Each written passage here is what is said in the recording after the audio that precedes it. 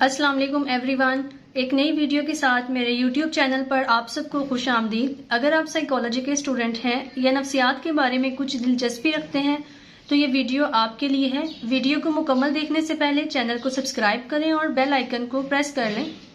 आज की इस मुख्तसर वीडियो में हम जानने की कोशिश करेंगे कि किसी भी मेंटल डिसऑर्डर के साथ अगर कोई क्लाइंट किसी थेरापिस्ट, साइकोलॉजिस्ट या माहिर नफ्सियात को विजिट करता है तो कौन सी ऐसी अहम चीजें या अहम बातें होती हैं जो मरीज के बारे में जानना बेहद जरूरी होती हैं। बिकॉज एक साइकोलॉजिस्ट जो कि बातचीत या मुख्तलिफ थेरापीज के जरिए मरीज को ट्रीट करता है, उनके पास ideal session time 30 to 45 minutes होता है। अगर इस आइडियल सेशन पीरियड में एक थेरापिस्ट साइकोलॉजिकल फैक्टर्स या 4 P's को एक्सट्रैक्ट कर लेता है तो केस फॉर्मुलेशन में काफी ज्यादा हेल्प मिलती है और केस को मैनेज करने में भी काफी मदद मिलती है।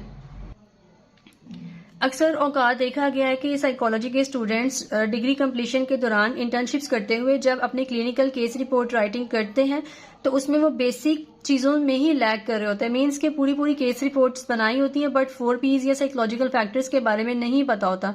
सो आज की ये वीडियो आपको काफी ज्यादा हेल्प आउट करेगी कि किस तरह से आप अपनी केस फॉर्मुलेशन कर सकते हैं।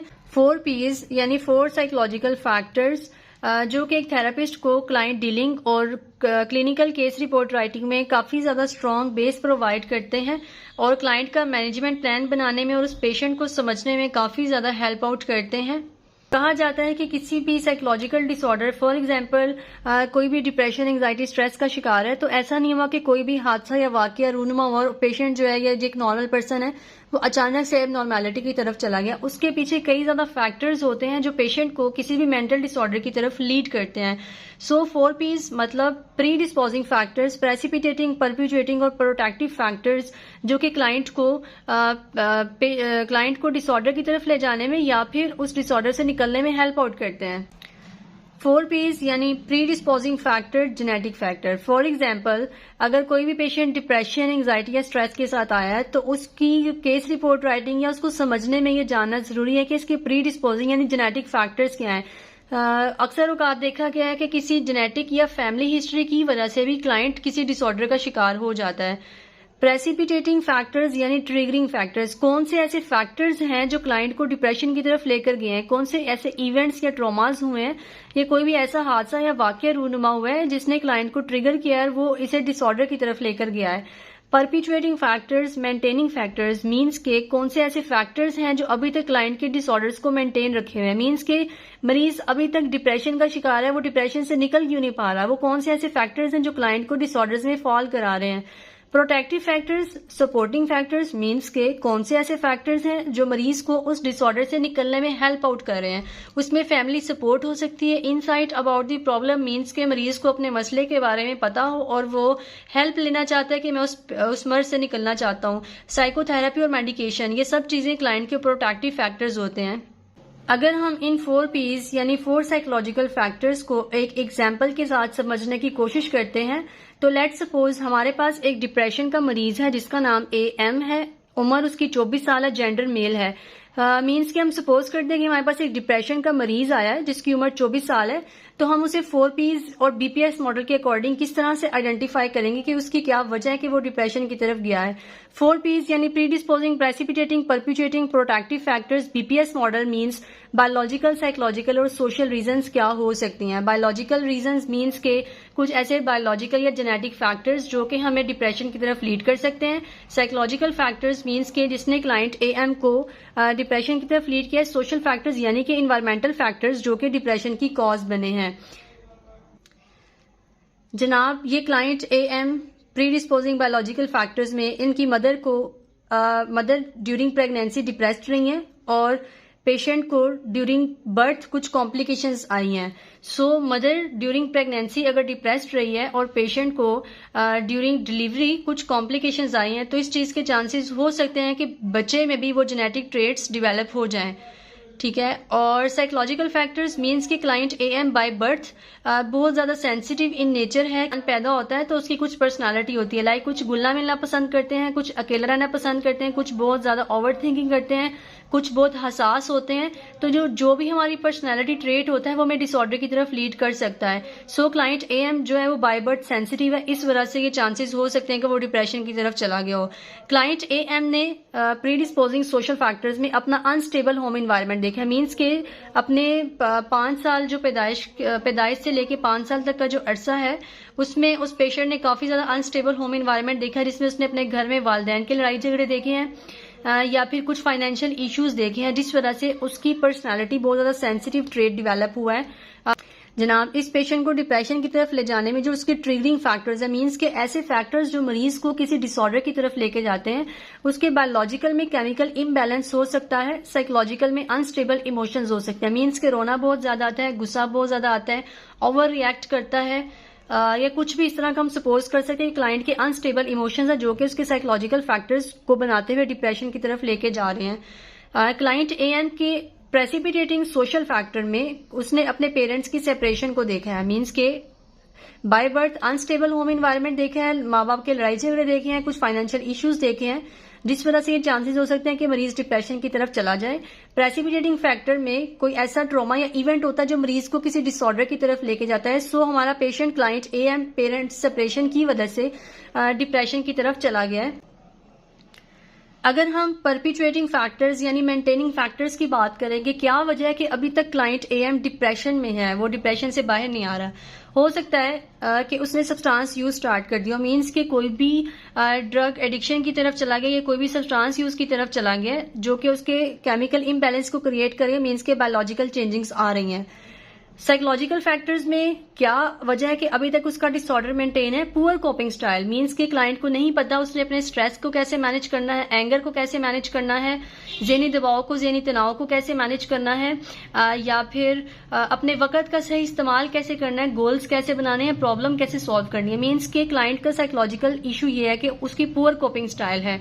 जब हमारा पुअर कोपिंग स्टाइल होता है, हमें स्ट्रेस मैनेज नहीं करना आ रहा, एंगर मैनेज नहीं करना आ रहा, तो इसके चांसेस होते हैं कि हम किसी साइकोलॉजिकल डिसऑर्डर का शिकार हो जाएं। अब क्या वजह है कि क्लाइंट का डिप्रेशन अभी तक मेंटेन है? बिकॉज हो सकता है सोशल फैक्टर में वो जॉबलेस हो गया हो या उसके कोई फाइनेंशियल इश्यूज आ गए हो, मींस के वो अपनी डेली डिमांड्स या नीड्स को फुलफिल नहीं कर पा रहा, या बेरोजगारी की वजह से भी वो डिप्रेशन अभी तक उसका मेंटेन रह सकता है। ठीक है, अब प्रोटेक्टिव फैक्टर्स मींस के क्या है, कौन से ऐसे फैक्टर्स हैं जो क्लाइंट को उस डिसऑर्डर से निकाल सकते हैं या निकाल रहे हैं। उसके बाद लॉजिकल फैक्टर में मेडिसिन आएगी ताकि उसका केमिकल बैलेंस हो जाए या फिर सब्सटेंस यूज से वो बाहर आ जाए, सब्सटेंस अब्यूज से बाहर आ जाए। क्लाइंट के प्रोटेक्टिव या सपोर्टिंग साइकोलॉजिकल फैक्टर में उसकी इनसाइट अबाउट दी प्रॉब्लम हो सकती है, मींस के मरीज को पता हो कि मुझे मसला क्या है। अक्सर औकात अगर पेशेंट को अपने मसले के बारे में या प्रॉब्लम के बारे में पता होता है तो उससे उस डिसऑर्डर से निकलने में काफी ज्यादा हेल्प मिलती है। प्रोटेक्टिव फैक्टर यानी सपोर्टिंग फैक्टर में जो सोशल फैक्टर है that is family support, means के क्लाइंट AM जिसको हमने 24 इयर्स कंसीडर किया है उसकी फैमिली सपोर्टिव है, फाइनेंस को बियर कर रहे हैं, उसे डॉक्टर के पास या एक साइकोलॉजिस्ट के पास चेकअप या सेशंस के लिए लेके आ रहे हैं। तो जब फैमिली सपोर्टिव होती है तो क्लाइंट को काफी ज्यादा हेल्प मिलती है कि वो इस डिसऑर्डर से बाहर आ जाए। अगर हम इस पूरे टेबल को 4 P's को BPS मॉडल के अकॉर्डिंग समराइज करते हैं तो एक बात ज़हन नशीन रखिएगा कि हर मरीज के 4 P's डिफरेंट होते हैं, बिकॉज जरूरी नहीं है कि हर मरीज जो डिप्रेशन के साथ आ रहा है उनको यही मसला होगा। सो एक थेरापिस्ट का जो मेन काम होता है, जो मेन स्किल होती है, वो यहीं पर काम आती है कि वो अपने पेशेंट की इतनी ज्यादा हिस्ट्री में से 4 P's को एक्सट्रैक्ट करे और देखे कि क्लाइंट का मसला कहाँ से शुरू है, किस वजह से शुरू है, उसके बायोलॉजिकल, साइकोलॉजिकल, सोशल फैक्टर्स क्या थे, उसके बर्थहुड या चाइल्डहुड कॉम्प्लिकेशंस क्या थी, किस वजह से मरीज जो है वो किसी भी डिसऑर्डर की तरफ गया है और क्या ऐसी रीजन है कि अभी तक उसका डिसऑर्डर मेंटेन है या वो उससे बाहर नहीं निकल पा रहा, या कौन सी ऐसी चीजें हैं जो क्लाइंट को उस डिसऑर्डर से निकलने में हेल्प आउट कर रही हैं। साइकोलॉजिस्ट या एक स्टूडेंट अपनी केस रिपोर्ट राइटिंग के दौरान 4 P's को एक्सट्रैक्ट कर लेता है तो उससे काफी ज्यादा हेल्प आउट मिल जाती है क्लाइंट का मैनेजमेंट प्लान बनाने में, बिकॉज 4 P's हमें बताते हैं कि क्लाइंट का मेन मसला क्या है, कौन से ऐसे ट्रिगरिंग फैक्टर्स हैं जो डिसऑर्डर की तरफ लीड करे। अनस्टेबल इमोशंस अगर हैं तो डिफरेंट थेरापीज या रिलैक्सेशन एक्सरसाइज के जरिए क्लाइंट के इमोशंस को स्टेबलाइज किया जाता है। पुअर कोपिंग स्टाइल है या पुअर कोपिंग मैकेनिज्म है तो डिफरेंट थेरेपीज या टेक्निक्स के जरिए क्लाइंट को कोपिंग स्टाइल सिखाया जाता है। मीन्स कि किस तरह से स्ट्रेस को मैनेज करना है, एंगर मैनेजमेंट स्टाइल क्या होता है, किस तरह से एंगर को मैनेज किया जाता है, रिलेशनशिप बिल्डिंग स्किल सिखाई जाती है, टाइम मैनेजमेंट स्किल सिखाई जाती है, क्लाइंट की गोल्स मेकिंग की जाती है, गोल्स बनाए जाते हैं। मीन्स के 4 P's हमें एक पूरा माइंड मैप, एक पूरा मैनेजमेंट प्लान दे देते हैं। सो जनाब, अगर आप किसी भी साइकोलॉजी के स्टूडेंट हैं या फिर आप एक साइकोलॉजिस्ट हैं और किसी साइकेट्री पेशेंट को डील कर रहे हैं, तो उसके लिए 4 P's बनाना बहुत ज़्यादा ज़रूरी है। टॉपिक को मजीद समराइज करते हुए 4 P's BPS model. 4 P's means 4 psychological factors. BPS model means biopsychosocial model. Helps in making report means कि अगर आप इंटर्नशिप साइकोलॉजी के स्टूडेंट हैं या प्रैक्टिशनर हैं तो काफ़ी ज़्यादा हिस्ट्री टेकिंग जो हम पेशेंट की करते हैं, क्लाइंट की करते हैं, उसमें से अगर हम 4 P's को एक्सट्रैक्ट कर लेते हैं then it helps in making report, right. Plus it differs from case to case. Means के जो हमारे साइकोलॉजिकल फैक्टर्स या BPS model biological psychological social factors होते हैं वो केस टू केस डिफर करते हैं। मीन्स के ज़रूरी नहीं है कि अगर एक डिप्रेशन का मरीज के जो फैक्टर्स हैं वही दूसरे डिप्रेशन के मरीज के भी होंगे। इसी तरीके से ये disorder to disorder, patient to patient vary करते हैं।